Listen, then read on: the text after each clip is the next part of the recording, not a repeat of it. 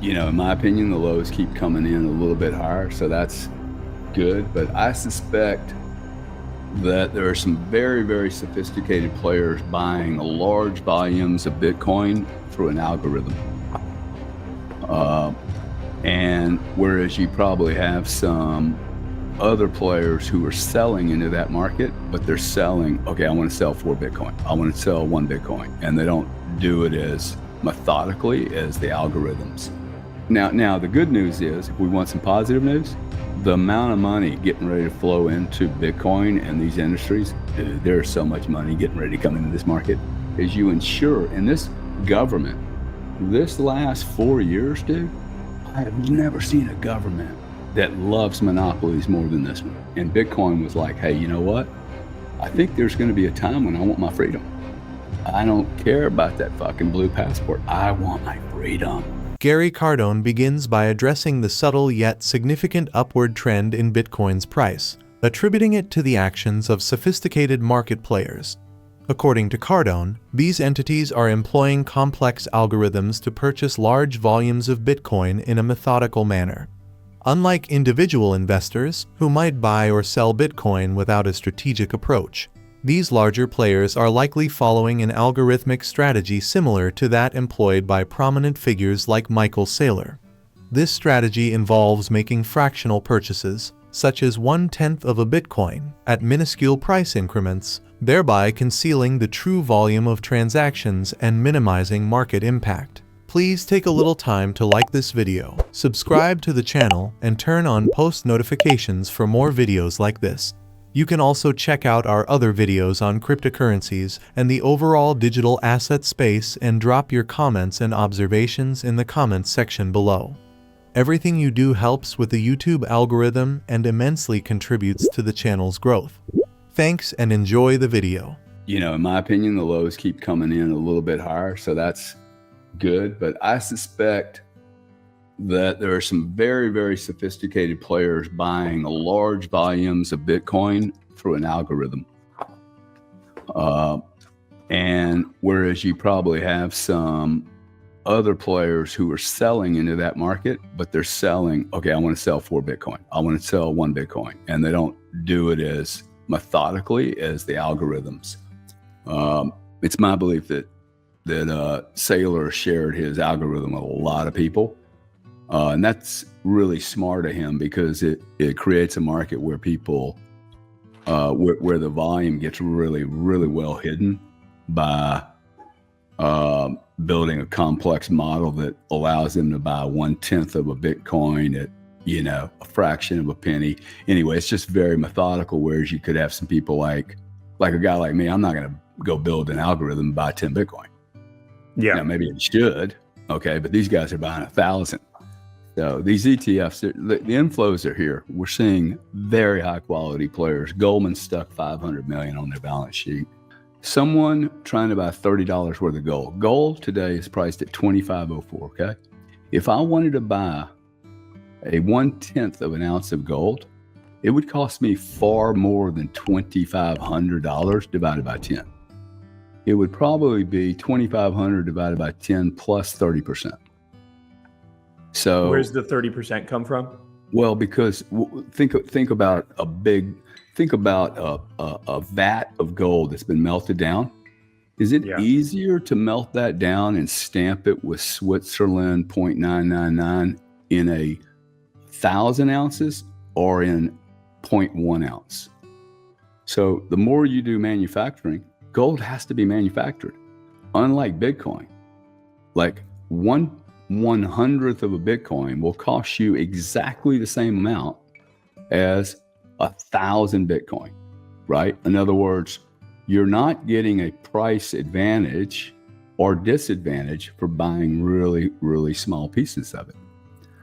Unlike gold, which requires heavier manufacturing for you to break that down into a little tiny piece, a sliver of gold that you might share in a consumer event, $100, $50, $10. Imagine that, right? So it's really interesting that Bitcoin affords the luxury of somebody buying $30 to be able to buy it at the same exact price as Michael Saylor.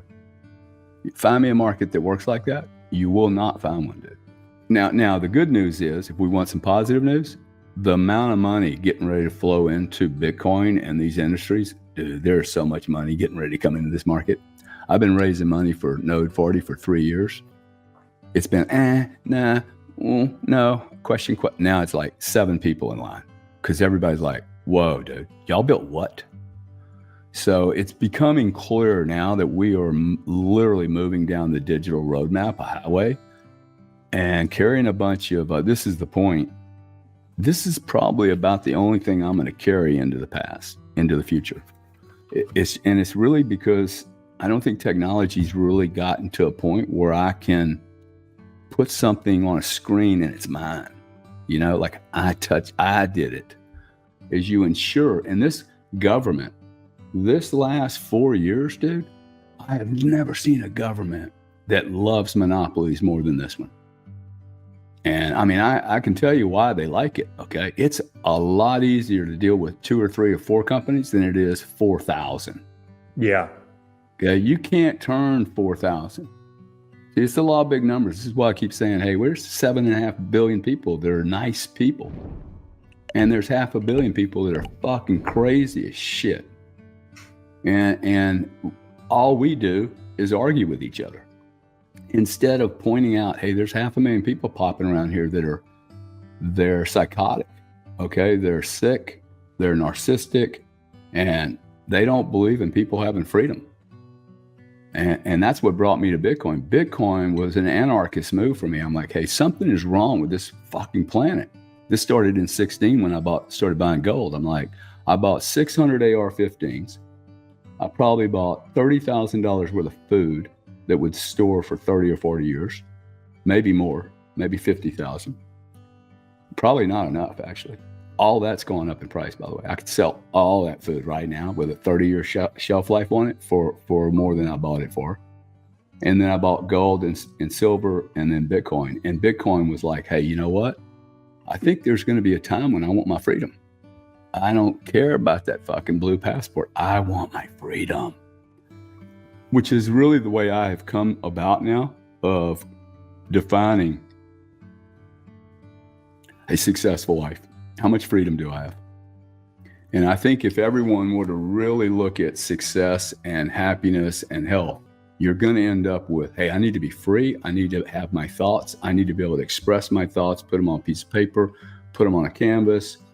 And just because Christie's and Tiffany's and whoever's there doing art should not stop me from being able to access the market. Lawrence Lepard argues that a return to sound money principles would be necessary. He acknowledges that while this may seem far-fetched in today's economic environment, it has happened before. For instance, after the Civil War, the United States gradually returned to the gold standard, restoring monetary stability after a period of significant inflation. Lepard suggests that a similar process could occur in the future, where governments, faced with the consequences of unsustainable debt and inflation, might be forced to reinstate a sound money system, potentially backed by assets like gold or even Bitcoin. Nobody knows with certainty exactly when it's going to happen, and nobody knows if the dollar and all these fiat currencies are going to fail. I mean, there is a scenario which people laugh at when I lay it out for them, but it's not impossible that governments suddenly get ultra responsible. And that's the bear case. Yeah, the bear case. I mean, they means test Social Security, and they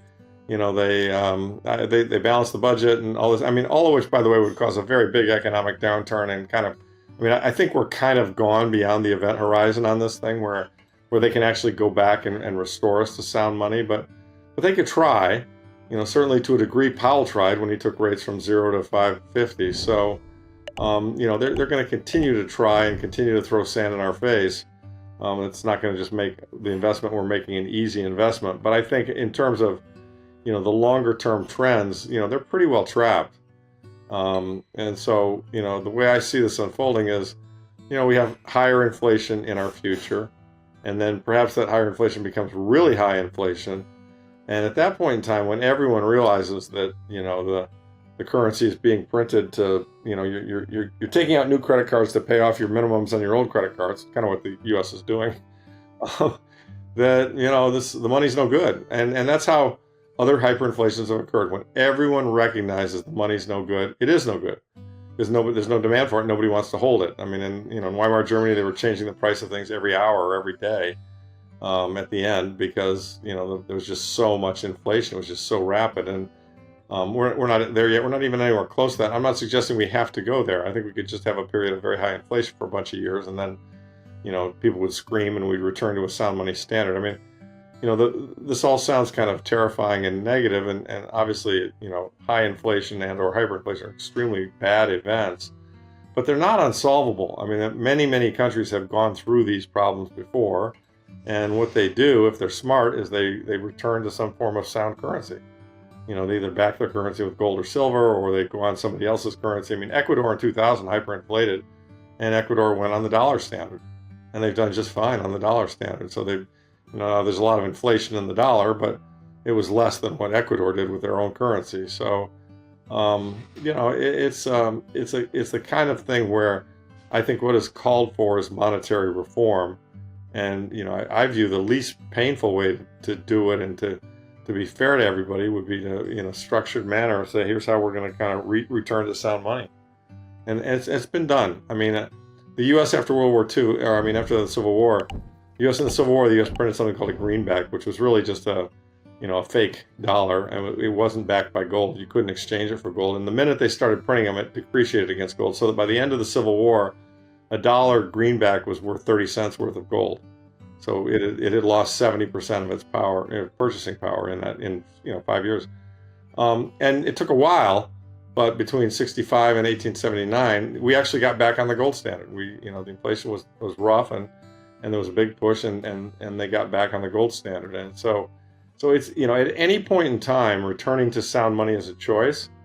And if we make it, things will get much better. I mean, that's, kind of by definition. Gary Cardone's analysis offers a compelling blend of market insight and philosophical reflection. He highlights the growing sophistication of Bitcoin trading strategies, the unique advantages of Bitcoin over traditional assets like gold, and the potential for significant capital inflows into the digital asset space. At the same time, Cardone warns of the economic challenges ahead, particularly the risks associated with inflation and unsound monetary policies. For Cardone, Bitcoin is not just an investment. It is a means of securing financial freedom in an increasingly uncertain world. As we move forward, his insights remind us of the importance of sound money principles and the role that Bitcoin could play in shaping the future of global finance. Please like and subscribe my channel.